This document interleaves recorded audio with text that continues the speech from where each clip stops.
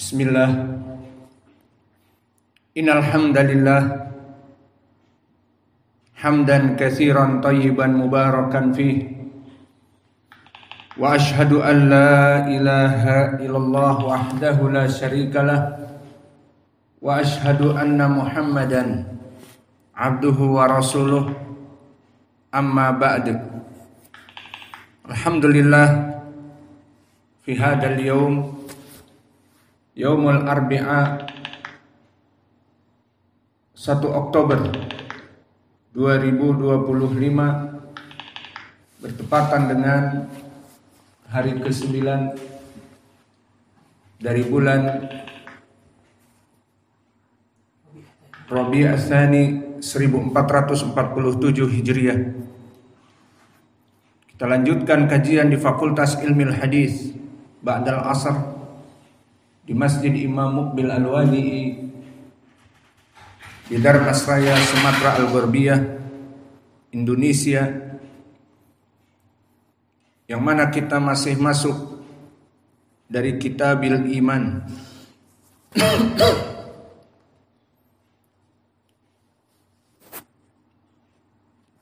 Maka kita masuk kepada bab sebelum tasmi, babu ifsa'u as-salam minal Islam. Maka disebutkan chapter to greet is a part of Islam. Menyebarkan salam, memberikan salam, bertemu dengan para sahabat, teman dekat, para santri atau jamaah salat berjamaah, maka bertemu assalamualaikum. Ini adalah dari Islam dan maknanya bahkan dari keagungan Islam seseorang. Jadi alamat jika kalian melihat seorang muslim derajatnya tinggi, imannya tinggi, maka dia itu mudah memberikan salam. Dan permasalahan salam ini gratis, tidak diperlukan biaya. Namun berapa banyak dari kaum muslimin yang tidak memahami ini? Maka di sini dia dalam keadaan canggung, bingung. Di saat diberikan salam assalamualaikum, maka bingung mau jawab apa, atau mengangguk dengan tersenyum, atau di orang Jawa ge dan seterusnya. Maka berapa dari kaum muslimin tidak memahami bagaimana menjawab salam, apalagi memberikan salam, sehingga mereka jika bertemu hanya mengangguk. Jika sama-sama naik motor hanya diklakson tit. Maksudnya tit apa? Assalamualaikum. Maka dijawab titit 2 kali atau lebih. Maka permasalahan salam bagi orang-orang awam sangat canggung, apalagi memulai salam. Namun jika mereka mengetahui apa makna assalam, assalamualaikum, kesejahteraan, keselamatan bagi kalian, doa, ditambah lagi warahmatullah, dan rahmat Allah atas kalian, wabarakatuh, dan berkah Allah atas kalian, keluar dari mulut seorang muslim kepada saudaranya, maka dijawab waalaikumsalam warahmatullahi wabarakatuh, dan seterusnya. Maka ini dari keagungan seorang muslim. Ingin melihat bagaimana derajat muslim itu di sisi Allah, dia banyak memberikan salam, bahkan kepada yang dia kenal ataupun yang tidak dia kenal. Kemudian di sini Imam Al-Bukhari memberikan hadis mu'allaq. Wa qala Ammar, berkata Ammar tanpa sanad. Inilah dinamakan dengan hadis mu'allaq. Salasun man jama'ahunna faqad jama'al iman. Maka 3 perkara jika terkumpul pada seseorang, maka dia telah mengumpulkan keimanan yang kuat. Al-insaf min nafsik wa badlus salam lil alim wal infaq minal iktar. Maka disebutkan from Ammar said, whoever acquires the following three qualities will acquire faith. Maka barang siapa yang terkumpul kepadanya tiga perkara ini telah terkumpul keimanan. Maka yang pertama al-iman, diantaranya al-insaf min nafsik, to treat others as one likes to be treated by others. Melaksanakan al-insaf min nafsik, memberikan keadilan dari hatinya, to greet everybody. Dan yang kedua, memberikan salam kepada yang diketahui dan yang tidak diketahui. Dan yang ketiga, to spend, give charity in Allah causes in spite of poverty, yang mana dia menginfakkan dari harta-hartanya. Maka di sini ucapan dari Ammar tanpa sanad dinamakan dengan mu'allaq. Dan sebelum kita masuk kepada hadis, dipersilahkan kepada ikhwah untuk mentasmi al-matan atau mentasmi al-hadis atau nanti. Baik. Kita masuk kepada hadis. Qala al-Imam al-Bukhari rahimahullahu taala haddatsana Qutaibah. Fahuna Qutaibah ibnu Sa'id Abu Raja al-Baglani. Wa Qutaibah ibnu Sa'id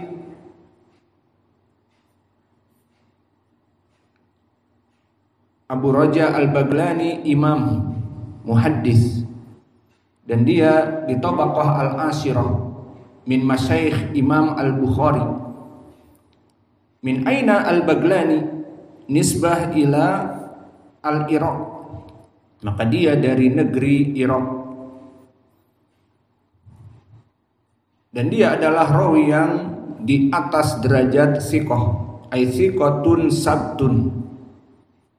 Maka berkata Abu Hatim, thiqatun saduq, bahwa dia mengatakan rawi ini thiqatun saduq, dan dia orang yang terakhir meriwayatkan dari Abdullah ibnu Lahiyah sebelum terbakar kitabnya.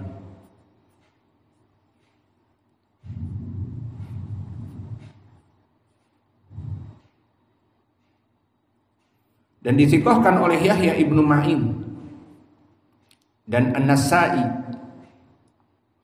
Dan An-Nasa'i menambahkan thiqatun saduq. Dan Abu Hatim tadi hanya sekedar thiqah yang menambahkan An-Nasa'i. Dan dithiqahkan oleh Maslamah ibnul Qasim juga, bahwa dia adalah rawi yang thiqah.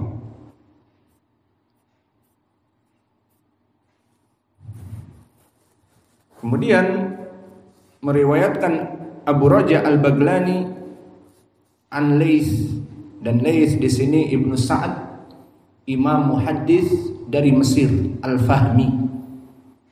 Dan dia masyhur sebagai orang yang penginfak. Maka sebagian kaum muslimin Allah berikan harta berlimpah, namun sebagian ada yang menginfakkan dan sebagian ada yang untuk dirinya sendiri, sehingga masuk kepadanya perkara zakat. Adapun Laits ibnu Sa'ad mempunyai 9 dari perahu-perahu, armada-armada untuk bisnis dari negeri Mesir, Afrika, ke Hijaz, ke Makkah, Madinah, dan juga ke Irak, dan juga ke tempat-tempat yang lain. Maka dia kaya raya, miliarder dari muhaddisin. Namun karena dia orangnya banyak berinfak, setiap tahun tidak pernah balagon nisab. Maka nisab itu misalnya seseorang mempunyai uang, kita anggap sekarang 80 juta misal. Terlalu lebih namun anggap segitu. Maka seseorang di banknya mempunyai uang 80 juta. Dari tahun sekarang nanti tahun 2026 nambah jadi 100 juta. Maka wajib bagi dia zakat. Dalam edaran 1 tahun uangnya tetap 80 juta bahkan bertambah jadi 100, maka uang ini terkena nisab zakat karena didiamkan. Namun miliarder Laits Ibnu Sa'ad, dia infakkan hartanya, masuk uang dia salurkan, dan diantaranya dia menyalurkan di saat terbakar maktabah Abdullah ibn Lahiyah al-Misri, maka dia yang menyantuninya di antaranya. Dan begitupun menyantuni Imam Malik setiap bulan atau setiap tahunnya. Yang jelas disebutkan bahwa dia menyantuni sampai 1000 dinar, miliaran. Maka Imam Malik rumahnya dalam keadaan mewah, tempat tidurnya dalam keadaan mewah, dan ini bukan perkara yang haram. Terus berpikir, oh ini maling uang masjid, maling uang dakwah, rumahnya banyak, padahal dia cuma ngajar. Tidak tahu dari mana orang ini mendapatkan uang. Yang jelas seperti itu keadaan manusia. Maka Imam Malik sangat mewah kehidupannya, dan dia tidak bekerja. Bekerjanya yaitu mengajar, membuat kitab, berdakwah, dan menjadi imam madhab. Meskipun tidak menjadi imam masjid, maka dia salat di belakang Imam Wars Nafi' al-Madani. Maka inilah Laits Ibnu Sa'ad, dan dia seorang muhadis yang agung dan ahli fikih juga. Seseorang jika diberkahi oleh Allah, meskipun dia sibuk dengan dunia, dia pedagang, tajir, namun diberkahi ilmunya. Bukan 24 jam di depan dagangannya, bukan 24 jam meracik dagangannya misalnya. Tetapi Laits Ibnu Sa'ad diberkahi, majelisnya penuh, dan dia menjadi juga ahli fikih. Fatwa-fatwanya banyak dan mengajari fikih. Sampai Imam Asy-Syafi'i yang merupakan murid kedua muridnya Imam Laits Ibnu Sa'ad dan muridnya Imam Malik. Imam Malik masyhur, Imam Darul Hijrah. Tentunya dia mengajar terus-menerus di Masjid Nabawi. Dia mempunyai murid yang banyak dan pengikut dari madhab. Maka masyhur madhab Imam Malik, pengikutnya banyak. Laits Ibnu Sa'ad yang sibuk dengan dunia perdagangan, bisnis ekspor impor, tidak tanggung-tanggung, juga membuat halaqah dan diikuti banyak murid, dan ilmu fikihnya dipersaksikan oleh oleh satu murid tetapi dua guru, Imam Asy-Syafi'i, muridnya Laits Ibnu Sa'ad, dan Imam Asy-Syafi'i, muridnya dari Imam Malik. Maka dia di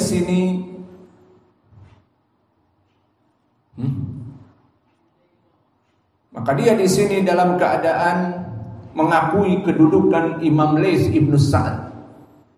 Maka dia berkata, Laits Ibnu Sa'ad afqah min Malik.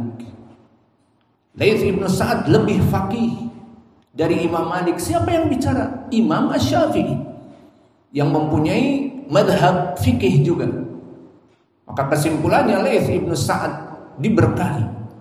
Maka jika seseorang diberkahi, tidak dia sibuk dengan dunianya, diberikan dunia, namun dia sibuk dengan perkara-perkara akhiratnya. Dunia hanya sebab, maka dia menjadi kaya raya, jaya raya, dan dia juga ahli ilm, muhaddis, dan juga al-faqih, dan juga penginfak harta yang tidak pernah setiap tahun masuk kepada nisab. Sekarang terbayang berapa kocek yang masuk setahun dari miliaran, sampai ujung tahun tidak sampai 80 juta, itu gambarannya. Sehingga tidak masuk kepada nisab. Paham? Bisa kalian? Penghasilan kalian sebulan misalnya ratusan juta, maka satu tahun mungkin puluhan miliar. Terus di ujung-ujung sebelum satu tahun, kas itu kurang dari 80 juta. Mana miliaran? Habis, diinfakkan. Maka inilah orang-orang yang diberkahi oleh Allah. An Yazid ibni Abi Habib. Maka Yazid ibni Abi Habib, dia gurunya Imam Laits ibni Sa'ad fi tabaqah al-khamisah, dari tabi'i yang kecil. Maka hidup di zamannya ini siapa? Fi tabaqah al-khamisah, Sulaiman ibnu Mihran al-A'mash dan yang lainnya. Maka dia rawi yang siqah dan faqih. Dan dia dari Mesir juga. Al-Azdi maulahum. Maka dia dari Maula Al-Azdi dan tinggal di Mesir. Dan disikohkan oleh para ulama seperti Abu Zur'ah,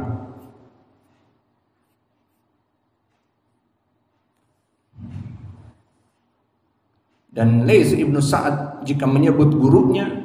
Lihat bagaimana imam ini beradab dengan gurunya, mengetahui dari mana dia mendapatkan ilmu. Maka dia mengatakan jika meriwayatkan dari gurunya, dia mengatakan sayyiduna wa alimuna. Jika menyebutkan gurunya, hadatsana sayyiduna wa alimuna, telah meriwayatkan kepadaku, sayyidku, makna sayyidku adalah tuanku, tuanku yang agung, dan pengajarku, dan guruku, dan ustadzku, seperti itu. Maka lihat bagaimana orang-orang terdahulu, mereka mempunyai ilmu yang mumpuni dan lebih terkenal dari gurunya, namun bagaikan kacang yang tidak lupa kepada kulitnya. Jadi kacang Garuda kita makan asin enak, namun tidak lupa dengan kulitnya. Karena kalau kacang Garuda itu kulitnya sudah terbuka, jadi melempem, jadi tidak crack lagi, tidak kriuk. Iya. Maka jadilah kacang yang tidak lupa pada kulitnya, sehingga dia menjadi kualitasnya ekspor, diekspor itu Garuda sampai ke Yaman. Kita pernah beli di Yaman dari Indonesia. Di Arab Saudi banyak. Di Mesir juga santri-santri Mesir makan kacang Garuda. Di Amerika. Maka di sini kacang tidak lupa kepada kulit. Laits ibnu Sa'ad dulu tidak lupa kepada gurunya. Jika meriwayatkan dari gurunya, dia menyebutkan hadatsana sayyiduna wa alimuna, telah mengajarkan kepada kami ustadz kami yang mulia, dan seterusnya seperti itu. Rasa hormat kepada gurunya karena dia merasa dirinya tidak ada apa-apanya tanpa gurunya. Bagai kacang tadi, tidak lupa kepada kulitnya. dan disikohkan oleh Muhammad ibn Sa'ad wa kana thiqatun katsirul hadis. Maka inilah kedudukan Yazid ibnu Abi Habib, yang mana dia seorang tabi'i shagir. Kemudian meriwayatkan dari sanad ini an Abil Khair. Maka siapa Abul Khair? Maka Abul Khair barakallahu fikum adalah Marsad ibni Abdillah Abul Khair al-Misri al-Yazani, dan dia hidup di tabaqah ats-tsalitsah. Maka dia dari tabi'i al-wusta, dan dia dalam keadaan thiqatun faqih, yang mana dia thiqah dan ahli al-fiqh. Dithiqahkan oleh Ya'qub ibnu Sufyan al-Faswi, dan Muhammad ibnu Sa'ad mensikohkannya, dan Yahya ibnu Ma'in juga. Kana rajulun sidqun wa kana inda ahli Misr mithl Alqamah inda ahli Kufah. Maka dia muftinya dari orang-orang Mesir. Maka Imam Ad-Dahabi menyebutnya wa kana mufti ahli Misr. Dia adalah mufti orang Mesir.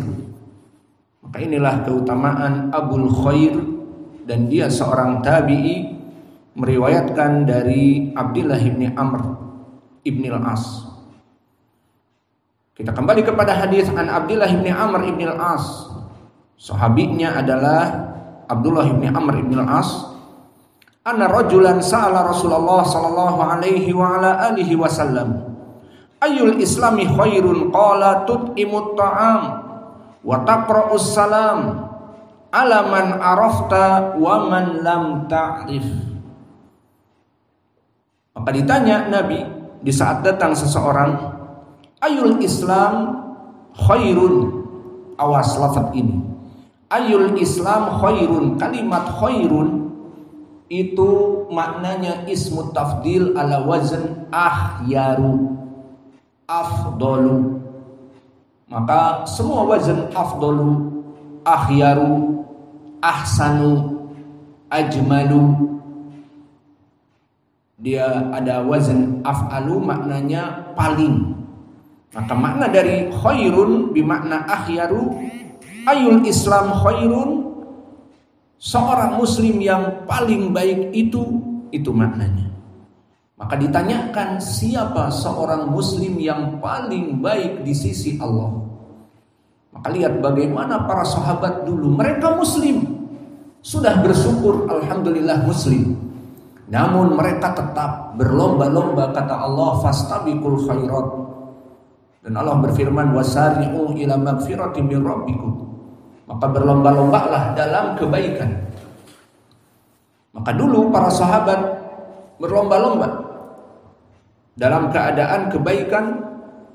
Maka kita semua muslim sama, namun muslim yang paling baik itu yang bagaimana sifatnya? Maka biasakan kalian seperti itu. Kalian semua di sini menuntut ilmu, namun ada yang menuntut ilmu ya biasa-biasa, ada yang menuntut ilmu rajin, ada yang menuntut ilmu sebelum belajar dia mempelajari, dia tahu siapa sanadnya, dia tahu bagaimana makna dari hadis ini dan hadis itu. Maka ini yang lebih baik, berlomba-lomba. Maka dia pun menanyakan, ya Rasulullah, kita semua muslim, namun muslim yang lebih baik di sisi Allah yang bagaimana? Saya ingin melaksanakannya. Fahimtum? Maka jadikanlah diri-diri kalian untuk berlomba-lomba. Jangan malas mondok, pokoknya mondoklah. Menghafal ya sudah menghafal. Tidak disuruh menghafal, tidak mengerjakan wajibul manzili dan sebagainya. Tidak. Berlomba-lomba, dan berlomba-lomba bukan masalah ilmu juga. Permasalahan setoran hafalan, ujian, dan seterusnya. Berlomba-lomba antara kamu dengan Allah apa ibadah.